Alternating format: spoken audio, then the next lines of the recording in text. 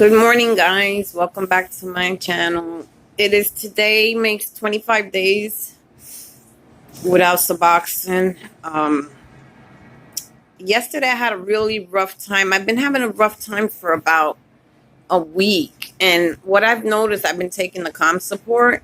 And what I've noticed, it's been like really ramping me up. And when I took it yesterday, it was really messed up because what I was noticing for a while was my nights were better than my days. It was like the kratom wasn't helping, and I ended up taking more kratom than what I really should have because I couldn't understand what was going on. And it seemed like I would get up at 7 in the morning, take the kratom, and then take the calm support. Those two didn't mix too well. It took me a little while to notice that. But yesterday I started really studying it, and I was wondering, what is it that has me like this? But around 3 o'clock in the afternoon, it stops and it calms down.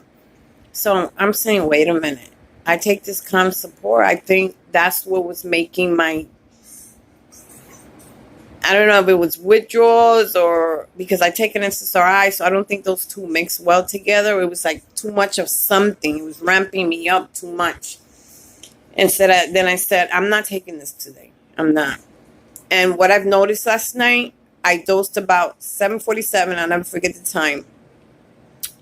Fell asleep around 9. Woke up at 1. And I really didn't feel sick. And usually I dose every 3 or 4 hours. And I wasn't feeling sick. Went right back to sleep. Woke up at 7. But I didn't take my sleeping pill for like 3 days. So I guess it hit me pretty hard. And I still felt a little lethargic from it. I did dose, but I'm be honest with you, I wasn't sick. I didn't have any withdrawals. So that was at around 7 p.m. It is now 12 o'clock, and I have not dosed since then. I'm not feeling the withdrawals. What I feel is my legs were a little antsy, so I took my CBD oil, which that helps a little bit. I'm running short, so that helps a little bit. And then I was starting to yawn, which I think that's part of it. And I was taking about a minimum of maybe 12 to 15 grams of kratom in 3 weeks. Yeah, 3 weeks. So I probably feel like I'm going to have like a cold, but not too bad and feeling a little down. I hope I can make it through this part here. I don't know. But I'm going to try my best because I don't want to go back on Suboxone. I see things so clear now. Like, everything is so bright. I could even see the dirt on my walls. Something I wasn't seeing before. Everything was looking very dull to me. And now I don't have any depression. I've been taking my Risperdal. I take that. It's a light antidepressant. But let's see what happens after I don't take the kratom for the next 24 hours. I've been taking the Agmatine. That really helped me the first time. And I have very minimal withdrawals. They weren't that bad because but at that time I stayed on the kratom for 5.5 weeks. This time it's only been, on the third would be 4 weeks. But I'm not going to dose anymore. I'm not going to dose for the rest of the day. I'm not dosing anymore because I don't want to get serious withdrawals or anything. I don't want to get any serious withdrawals or anything, so I'm not going to dose and see what happens. So far, I don't feel withdrawals. I started feeling started yawning, like feeling tired and a little fatigued. So I have bought some ginseng, these little bottles, and yeah, they do work. It's not like, it's a shot of energy, but it's a calming energy type of thing. It's not something that's overwhelming, and it doesn't have my body ramped up. So I think these would be safe for me to take for a while when that fatigueness really hits me. But I don't know if it's over, but I do know that by now I would have been dosing like 3 times already, and I haven't. So I'm hoping the worst is over.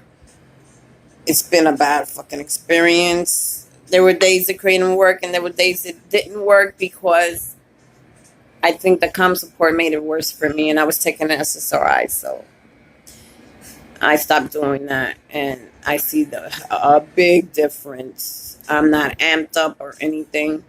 I had a little bit of restless legs and a tingly feeling on my legs. I mean, that's not gonna throw me back into anything, and I really don't want to fuck with the benzos. I don't want to do that at all, so I'm laying off for that.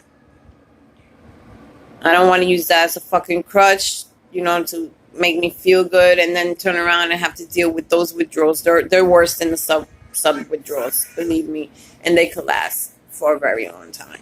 And I've been there, done that, and I don't want to go back there again.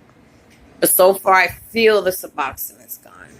I feel it. Now I just got to deal with the rest of it, which I go to work in another week and a half. So whatever happens, I hope it happens now. Between now and Friday, let's see what happens. I just hope I can make it through this second duration of this so-called withdrawal. But folks, it was pretty close to a lot of days that I just wanted to give up. A lot of times. It was very intense. Very fucking intense. But what I'm doing different this time, and I'm not going to keep climbing on top of that kratom. I'm not going to keep doing that. If the withdrawals are gone, I'm going to leave them alone and not keep using the kratom as a crush to make me feel good. And then eventually later on down the line, I have to withdraw from kratom. I do not plan on doing another Suboxone withdrawal. So, not that I'm not taking this serious as I was the first time. It was difficult the first time because I was on Klonopin and I was fucked up on that. But this time the Klonopin is gone. Now the Suboxone is gone. Now let me see what happens from here on in. I hope that I get stronger as days go by, but we all know the pulse is the next to hit. So I don't know if I will continue my SSRI. I don't know what I'm going to do. I'm going to keep taking the ginseng. Every time I feel that fatigue hitting, I'm going to take it because it does help. On that note, guys, I see you later. Have a good day.